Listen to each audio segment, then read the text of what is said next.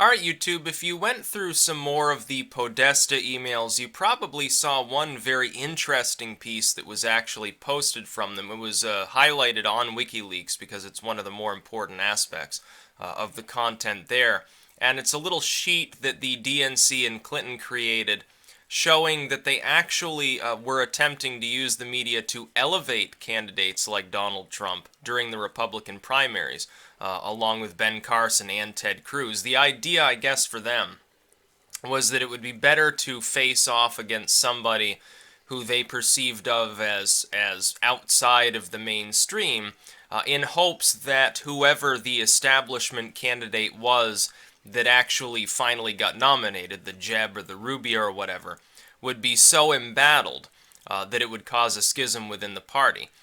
I don't think that their plan quite worked. It appears that Donald Trump actually managed to hoodwink this in tandem with also hoodwinking the primary process at large because of the screwing around with the delegates that the GOP did. This may explain why Clinton appears to be rather concerned. In fact, at times has appeared somewhat desperate. Specifically, what's happened is the idea, and this is a fairly good strategy, all things considered, the idea was to prop up the outside candidates in hopes of having a situation within the Republican Party where at least a sizable minority of the voters would never solidify behind or vote at high numbers for the eventual nominee. I would point out this is based openly, it seems, on Romney's failure to generate excitement, specifically because a fairly substantial proportion of the party in 2012 had solidified behind either the extremely religious far-right candidate, which was Santorum, or behind the libertarian or paleocon candidate, which was Ron Paul. He got most of the youth. Santorum got the flyover states. And so there was never a real solidification of the Republican Party behind their candidate. As a result, turnout suffered, and this really hurt him in areas because of the way the GOP ignored Ron Paul especially. It really hurt him in areas where he might otherwise have actually prevailed. He may have won the election had there been a greater solidification of the situation. Trump, though, was never meant to win the primaries. It was never within the will of the Clintons of the world that he would win. The Republican establishment is probably, if you look at their actions in the last 24 hours, it's clear they're now more angry at their own candidate, the war hawks within the Republican Party, the big bank candidates, that is, the McCains of the party.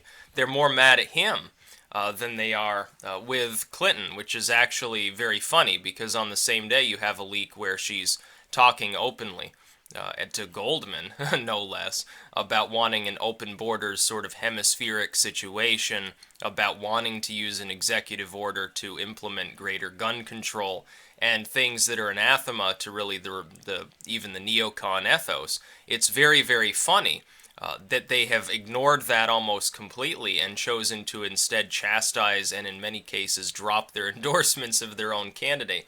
Now, this works well for Clinton in the short term because it makes the GOP once again look disunified. But how is this fundamentally different from how it was when the primaries were essentially over, Trump was inevitable, and/or Trump became the nominee, and they held back their endorsements anyway? And for that period of time, was he doing that badly? No, he was barely behind Clinton for much of that time.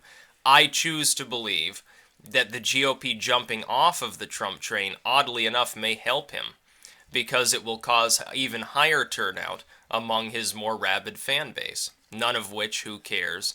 None of these people give a damn whether Trump said sexist things a decade ago. They are additionally probably going to be energized by the fact that the opponent is declaring her intent to create literally open U.S. borders. That is a complete slap in the face to the very concept of national sovereignty, to the point where if you think the border lacks control now, it wouldn't even have control. There would be no actual border there. There would be complete free movement across the entire American hemisphere. Now, on a libertarian level, am I against freer movement at least? No, I'm not. But you do have to actually have some functioning border capabilities, and that would be a terrible idea for more than just our economy and our culture. It'd be a terrible idea in every possible regards. In fact, it makes her sound a lot like, oddly enough, Gary Johnson on that situation. And I've sparred with libertarians on this. This is one thing the Libertarian Party has largely embraced that I can't. Perhaps because I have more common sense than somebody like Gary Johnson, I don't know. But yeah, the Clinton camp and the DNC did proactively work, apparently, through the media to actually elevate support of these outside candidates. Unfortunately, what they didn't estimate was that one of them would actually win. I have a feeling that it was around the time of Super Tuesday when they realized what they had done that they stopped doing this. This email chain goes back before that. This is like pre-primary, when people have just sort of declared and there's been no actual voting yet. I think what happened is that they realized what they had done. They realized that it wasn't working, and then they turned around, and their new policy was, okay, now we need to attack those people with the media. And it didn't work specifically because Trump said, oh, I know this is probably happening.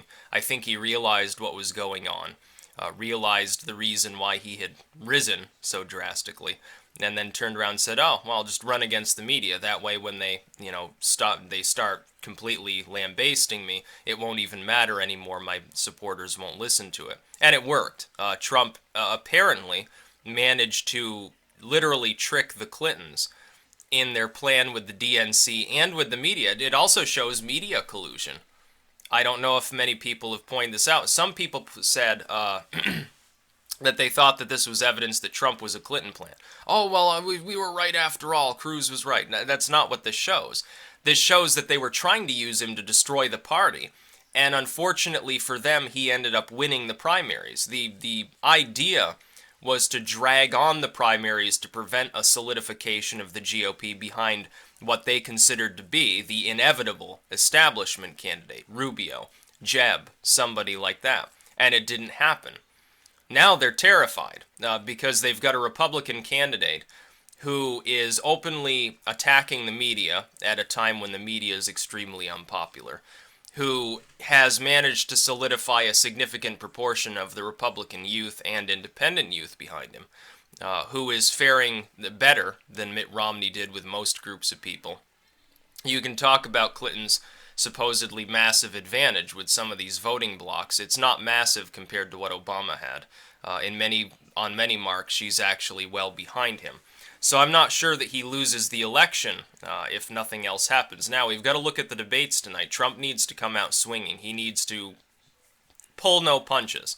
If he pulls his punches again like he did at the first debate, then I'll have to reassess whether I think that it's likely that he'll win this election. But I think that it's likely he won't pull his punches. I think he's going to go completely apeshit on that stage and take Hillary down a peg, and I think it can work. I think he'll fixate on the Goldman speech talking points, number one. That's almost a given. And actually, I shouldn't say any more about that, because I'm going to make a prediction about, I've got to make an update, because I will obviously be streaming after the debate, so I'll save that for the next video. But, yes, the Clinton camp attempted to destroy the Republicans by creating several strong outside candidates who they estimated would inevitably lose anyway. But one of them actually ended up winning, creating an enormous mess because their entire plan was based on running against, apparently, Jeb or Rubio or somebody like that, which means that all the strategies that they concocted for so many months fell through. They were no longer effective. This is probably why her campaign appears to be rather unprofessionally run. They didn't create contingency plans for this happening because they never thought, apparently, that it was possible. That's about all. Peace out.